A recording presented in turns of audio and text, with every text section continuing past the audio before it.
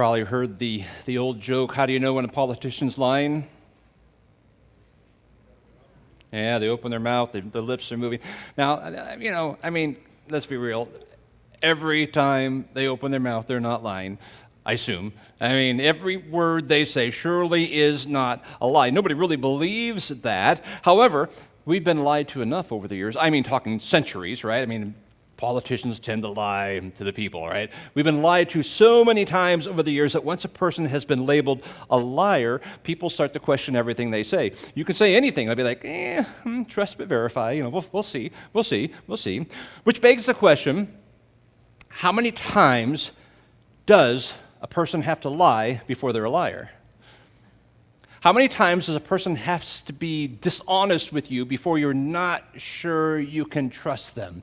Now, you might have a different number than me. We all have a different maybe bar that has to be crossed. But at some point, someone is dishonest enough. You just simply can't believe what they're saying. You just don't know. So we're in this series calling Pursuit of Wisdom, In Pursuit of Wisdom, looking at some of the choices that we make that will lead us down a path to foolishness or a path to wisdom, depending on which way we go. This morning, we're just going to look at our lifestyle. Are we living a lifestyle of integrity, of honesty, or of dishonesty? Because each one's going to take us a different direction. The life of integrity will take us down the path of wisdom. The life of dishonesty will take us down the path to folly, or foolishness, as Proverbs says. I learned a big lesson about that when I was in elementary school. We all have that moment when you the light bulb comes on and you learn a lesson. So we all have our own stories. Mine goes back to sometime in grade school, and we had one rule in our home that you don't get to use. The boys didn't get to use glassware, right? You know how it goes.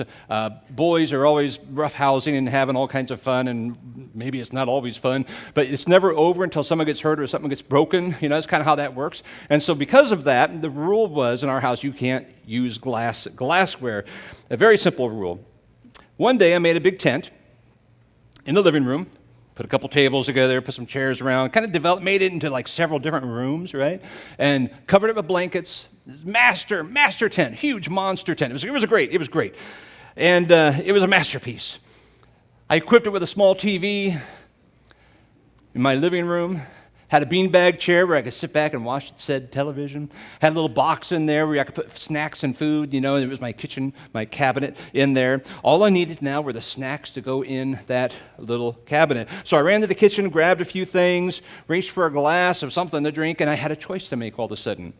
I'm looking up in the cabinet of all the different choices of glassware, plastic, the fine quality department store glasses we had. And it's like, as a young boy, what do you take into a masterpiece of a tent? You don't take a plastic glass, right? You take the finest china that you have in the town, in the kitchen. So that's what I did. I reached for the nicest glass I could find, which couldn't have been that nice, but it's still nice enough. Brought it into the tent, watching my cartoons, sitting back in my beanbag chair, enjoying myself. And I have no idea how in the world this happened. I have no memory of that. But I do know somewhere along the line, even though this tent had soft blankets for walls and padded carpet for the base, somehow I broke that glass inside my tent. It's not like I was running around in circles throwing the thing. I have no idea, but I broke it. And once again, I'm faced with a choice. What do? Do I act with integrity and fess up and say, okay, Mom, man, I broke a rule, I'm really sorry, or do I cover it up? Well, I covered it up. Cleaned up all my little pieces of glass, put it in a brown paper bag thing that my dad used for his lunches, wrapped that in newspaper, snuck it into the kitchen, put it in the bottom of the garbage, put a few things on top of it, because who digs through the garbage, right? And they'll never be known. They'll never be found out. It'll be great. It was the greatest thing ever. I had broken the family rule and lived to tell about it. Who would know? I chose the path of dishonesty. That's the way I was going. Cover up complete, which was really great until I was crawling around inside that tent again. And I'm screwing around, doing whatever I was doing, and I discovered I missed a piece of glass, and it sliced my knee open. And there I am, rolling around inside my tent, bleeding out, sure I'm going to die, starting to panic. All I want to do is run to Mom and get a big hug from her before I die. But I can't. Because then I have to tell her why I'm bleeding. And I have to tell her why there's broken glass inside my tent. How can I explain that? So now I need a new layer up to the cover-up. All right, a new layer to the cover-up. I go out the front door thinking, okay, I'm going to go out the front door, walk around the sidewalk, go into the back door, tell her I fell down on the sidewalk, and it'll be great. Easy to believe, right? Who wouldn't believe that? And everybody knows when the youngest child cries, Mom comes running, right? I'm going to milk that puppy. I mean, I'm going to get everything I can out of that. So I walk out the front door, go around the sidewalk, I come in the back door, blood's running down my leg. I'm like, ah! I'm letting it go. And Mom comes running to see how things are going, and tears are flowing down my cheek. I'm a pitiful mess, looking up at her for sympathy. I want a big hug. I want a kiss, maybe a Band-Aid, surgery, something. I need something, right? And she asked me what happened. And I told her I was outside playing, I fell down on the sidewalk, I skinned my knee, I came inside for help, blah, blah, blah, blah, blah. And I'm telling her this story, and I'm prepared for the moment of warmth, right? A compassionate hug. Oh, dear Danny, you'll be fine. I'm with you. You're not going to die. It's going to be okay, right? I'm all preparing myself. I'm bracing myself for that. And then she kind of cocks her head with that kind of like, what? Kind of look as I'm telling my story, and then she just, bam! Slaps me upside the head. I mean, I wasn't ready for it. There was no, winding up. It was just bam. She goes, don't you ever lie to me again. Well, not what I was expecting. Now, I'm not sure I can recommend the tactic, but as far as I can remember, I never once again lied to my mom after that. I can also honestly say that as a child, I was firmly on the path to foolishness. For many other ways, I explain once in a while, periodically, and some of those will come out again in the Proverbs thing that we're doing here. But that moment motivated me to change course, motivated me to be on a different path. And I learned a big deal from that. Proverbs 12:17 says, whoever speaks the truth declares what is right, but a false witness speaks deceit. There I was deceiving my mom and the whole family in practicality because I broke the rule, right? Proverbs 19:1 says, better a poor person who lives with integrity than someone who has deceitful lips and as a fool. It would have been better for me to have them make me dismantle my tent because I broke the rule and not slice my leg open than to keep the deceit going and face everything I faced. Just would have been better for me. I didn't do it. So this morning in the book of Proverbs, we're going to look at some serious downsides to deception. We're going to have 5 of them that we'll go through the list. If you have the app, you can follow along, or there's a hard copy up there as well. Serious downsides of deception. The first one is that God just hates dishonesty. And that's a strong word, to say God hates dishonesty. You can look through Scripture, there's lots of commands, there's lots of where he says do this or don't do that, but he rarely says, man, I hate this. He actually says, I detest this. Proverbs 12:22, lying lips are detestable. Now, he's not saying the people are detestable. He's not saying I hate liars. He's saying that action is just awful. Don't deceive people. Don't be dishonest. It's detestable to me. But faithful people are his delight. Proverbs 11:1, dishonest scales are detestable to the Lord, but an accurate weight is his delight. It's in a business setting if you're like kind of fudging the scales a little bit, being a little dishonest with your customers, right? He repeats that in Proverbs 20. Actually, he repeats it several times. But in Proverbs 20:10, the differing weights and varying measures both are detestable to the Lord. So it's not just dishonesty in our language and in our words, but also in our actions and how we treat people. The restaurant that purposefully gives you 7.5 ounces of meat rather than 8 ounces in their 8-ounce sandwich. Like, we can just sneak a little extra, save us some money. Or the employee that agrees to work 40 hours a week but puts in 15 to 20 but still records at 40 and gets full-time pay. The spouse who promises to do something but never seems to get it done. Now, sometimes there's reason, but this is like I'm talking about just who just deceives. They'll just say, yeah, I'm going to do it. They have no intention. They're just trying to kick the can down the street a while. The friend who asks to borrow $20 but never intends to pay it back. It's all dishonesty. It's all dishonesty. And God says, I just hate that. Just be honest. Just say, hey, can I have $20? It's like, okay, that's why Jesus says, hey, when someone borrows $20, just give it to them. If they give it back, great, but just assume you're not going to get it back. That just makes it all better. Just don't play the game. Proverbs 6:16 says the Lord hates 6 things. In fact, 7 are detestable to him. Arrogant eyes, a lying tongue, hands that shed innocent blood, a heart that plots wicked schemes, feet eager to run into evil, a lying witness who gives false testimony, one who stirs up trouble among the brothers. Two of the seven things God says, man, this is detestable to me. A lying tongue, a lying witness. People who aren't honest. Not the people, the action. Right? Number 2, dishonesty blows up healthy relationships. That's another big downer of dishonesty. Wisdom is speaking to us in Proverbs 8. So this isn't like God saying this one in Proverbs 8. It's wisdom speaking to whoever will listen. Remember, wisdom shouts out in the streets, giving us wisdom, right? Giving us opportunity to learn and grow. Wisdom speaks in Proverbs 8 and says, "For my mouth tells the truth. Wickedness is detestable to my lips. All the words from my mouth are righteous. None of them are deceptive or perverse. All of them are clear to the perceptive and right to those who discover knowledge."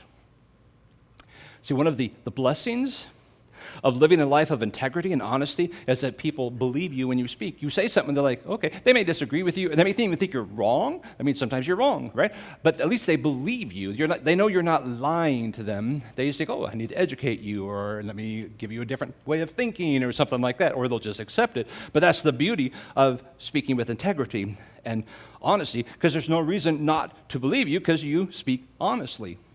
Proverbs 24:26 says, "He who gives an honest answer gives a kiss on the lips." It's just pleasant when you talk to me honestly. You know what? In the year that Cheryl and I dated and the 41 years since then of marriage, there's a lot of time we've spent together. Never once ever in the history of the time I've known her have I ever thought, I'm not sure you're being honest with me. Never. I've never had reason to doubt a single word she has ever said. Now, I may not have always liked what she had to say to me. I may not have always liked hearing the truth, but I knew it was true. I could have even disagreed with her on things, but that I knew if she was speaking, she was saying the truth. And if I didn't like it, it was probably for my benefit. One time we were, for some reason talking about a sermon, this is like years ago, maybe a reaction or something, and I'm saying something, whatever the conversation was. But I do remember her saying, maybe you should always keep your notes in front of you when you preach. Because when you don't follow your notes, when you stray from your notes, that's when you say really dumb things. And she's absolutely right. I've proven over and over again. I just start going I'm just a goofball for the most part, unless I have words in front of me to keep me honest. And she saw that. I didn't like it. It was painful, but she's right.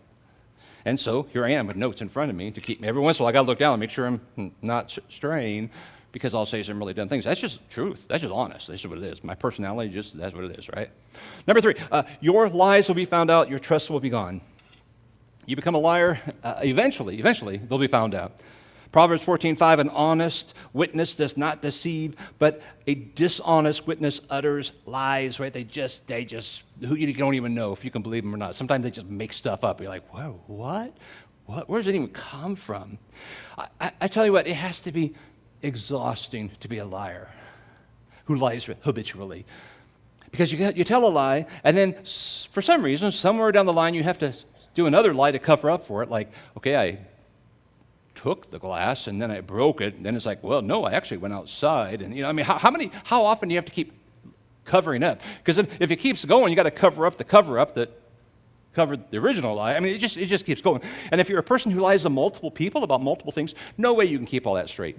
I mean, for a while, right? But even the best of liars eventually get caught. People find out, and then people stop trusting you. Proverbs 10:9 says, the one who lives with integrity lives securely. You just live your life like, hey, I may be wrong, but at least I said the truth, right? I said what I knew. I said what was in front of me, right?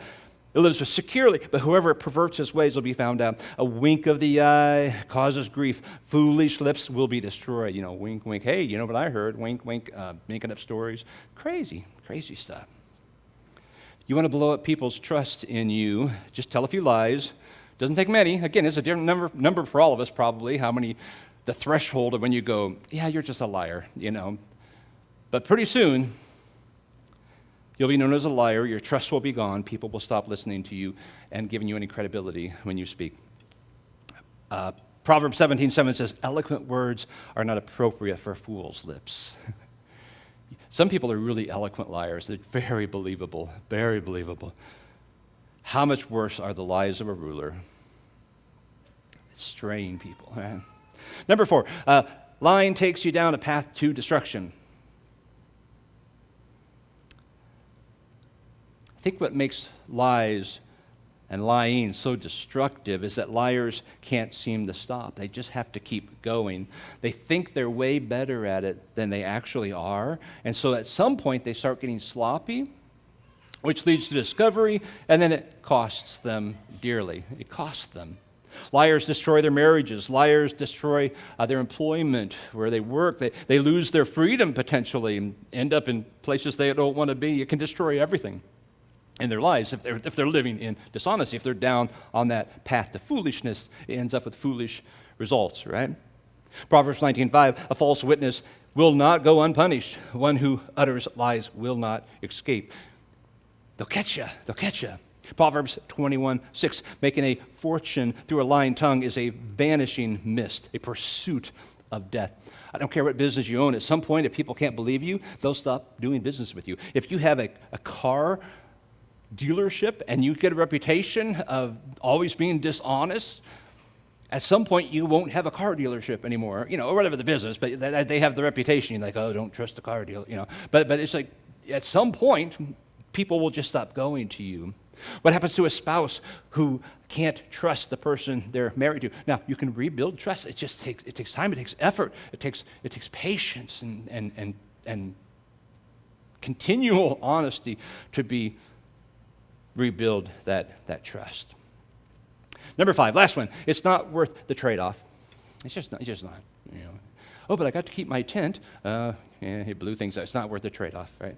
Proverbs 28:6. Better the poor person who lives with integrity than the rich one who distorts right and wrong. Life of simplicity, of honesty, is simply the best life. It's a better life. Proverbs 12:19, truthful lips endure forever, but a lying tongue only a moment. Deceit is in the hearts of those who plot evil, but those who promote peace have joy. Anybody listen to any good songs from Milli Vanilli lately? Milli Vanilli, I always say vanilla. They were really hot in the late 80s, early 90s. Sold over 10 million records. And, they were really going at it. And then someone found out, wait a minute, they're lip syncing. It's not even them. Their career crashed. Now it's just kind of a joke out there in the music industry. It's just not worth it. It's not worth it. Just do it for real. Be honest. So this past week, I had a friend share this, and I've seen it shared for a few times. Maybe you've seen this, but Sean Ryan released a podcast this week where he interviewed Josh Howerton, Lake Point Church. I've heard of him a little bit. Not like much, but the name's kind of familiar. But anyway, Josh shared this story that I think is worth repeating. It just made me think of what we were talking about today, and because it just falls right in line here. He was 16 years old. It's obviously years ago. He felt like God had called him into ministry, and he talked to his dad. Said, "Dad, I think God's pulling me into ministry." And Dad said, "Well, here's what you should do. 16-year-old Josh, go find some preachers that you trust, that you think are good, faithful preachers, and ask them questions, get advice." And that you can build off of that as time goes on in the future. Well, one of the guys he knew of at that time, second largest church in America, was Bob Russell, Southeast Christian Church, and church of like 20,000 at the time. It's grown after that. But Josh, a 16-year-old kid, wants to go and talk to Bob. He didn't attend Bob's church. He actually lived a couple hours away. So the chances of a 16-year-old getting in to talk to a megachurch pastor, I just want your time. Well, so do 20,000 other people who actually attend his church, right? But he knew that. He had a little wisdom in him there, so he attended the new member class that Bob taught at the church. So they lived 2 hours away. He came into every single one. It was like 9 or 10. I can't remember. I used to actually have the videos of that thing. So he went to all of them. And at the end, he approaches Bob. He says, hey, I'll be honest. I'm not here to become a member of your church. I live 2 hours away, but I really feel like God's called me to ministry. I would love to sit down and ask you some questions and just chat with you if you have some time. And like I said, Bob probably has a few thousand other people who would love to spend some time with him and chat with him over lunch sometime. But what he does is he says, you know what? You reach out to my assistant, we'll set a date, and I'll do it. So 16-year-old Josh talks to the assistant, and the date is set for 2 years later, which is like an eternity for a 16-year-old, I'm thinking, right? 2 years later, they write it in their calendar, September 13th, 2001. And it's like, okay, there it is, in the calendar. 2 years goes by, Josh is in college, he's 18 years old now. He's a nobody, I mean, as far as nobody sort of heard of him, he's just a guy, right? He's just a guy. He drives 5 hours now from college to meet Bob on September 13th. Josh takes him to a restaurant, they sit down and have a conversation, they have questions. He had come up with like 20 questions, and they sat for 2 hours or so or more, and then he drives Bob back to the church. And Bob's assistant comes up to Josh afterwards. Bob, runs off to do what he's going to do next. And his assistant asks Josh, he said, do you know what Bob just did for you? And he's like, yeah. I mean, we just spent 2 hours in a restaurant. It was great. Got all kinds of questions answered. It's outstanding. I said, did he tell you what he had to do to meet with you today? No, he didn't say anything. Well, it was September 13th, 2001. 2 days after the terrorist attack of September 11th, 2001. The whole world was on fire. Everybody was wondering, are we still under attack? What's going on? The airplanes weren't fully going yet. I mean, they were starting to kind of let them free them up to go. People were stranded. I mean, it was a crazy, crazy time. The whole world is just on fire. People are wondering, is life ever going to be the same in America ever again? And that morning, Bob had gotten calls from the largest television network, the largest radio network in America. They wanted Bob to come on and do an interview with them and talk about God and 9/11. And Bob looked at his calendar and he said, I can't. I've got a commitment. And so Bob said no. Instead of talking to the entire country that day, Bob had a conversation with a 16-year-old, 18-year-old now, about how to be a faithful Christian and how to be a faithful pastor. Which he still has the tape to that, he says, because he put a recording down on the table and recorded the whole thing. Pretty crazy. That is integrity. You do what you say.